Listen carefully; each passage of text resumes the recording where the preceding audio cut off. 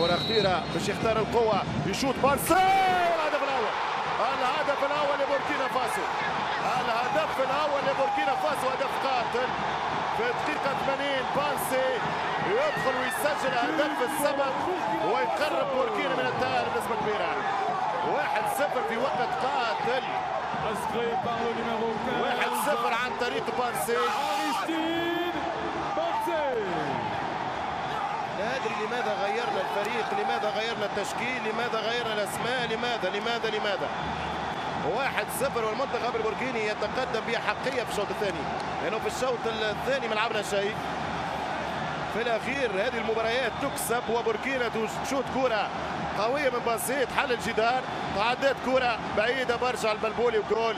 1-0 لبوركينا فاسو، 1-0 لبوركينا فاسو عن طريق بانسي.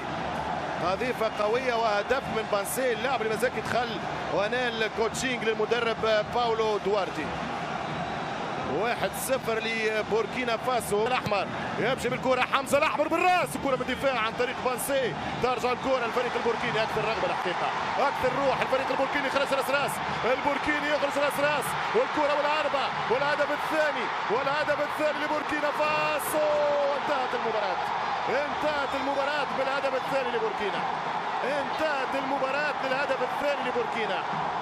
صراحة الإطار الفني يتحمل الخسارة في جزء كبير بهذه التغييرات. عمرك ما تغير فريق رابح، عمرك ما تغير فريق رابح. 2-0 بوركينا فاسو رسميا في الدومي فينال، رسميا بوركينا فاسو في النصف النهائي. ما سرقوش ربحهم في الشوط الثاني، كانوا افضل في غياب تونسي واضح، وايضا الحقيقه حتى النصف ساعه الاولى في المباراه كانت عندهم. اذا باستحقاق الفريق البوركيني في نصف النهائي كان اقوى من تونس اليوم، كان افضل منا. سهلنا له نحن الماموريه بهذه الخيارات التكتيكيه والتغيير، يعني اقتل الفريق هجوميا، ما حلش المشكل دفاعيا، وتونس اوت رسميا من افريقيا.